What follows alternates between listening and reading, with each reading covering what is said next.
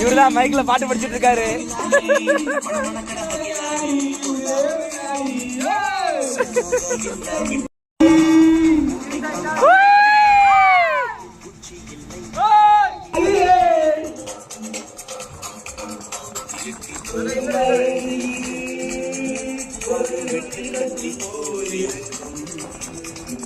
அதிசயம் என்னவென்றால் அதன் இரு பக்கம் கூறியிருக்கும் கனவுக்கு செயல் கொடுத்தார்.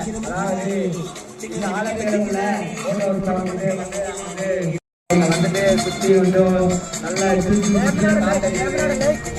பாருங்க, வேற லெவலா இருக்கு.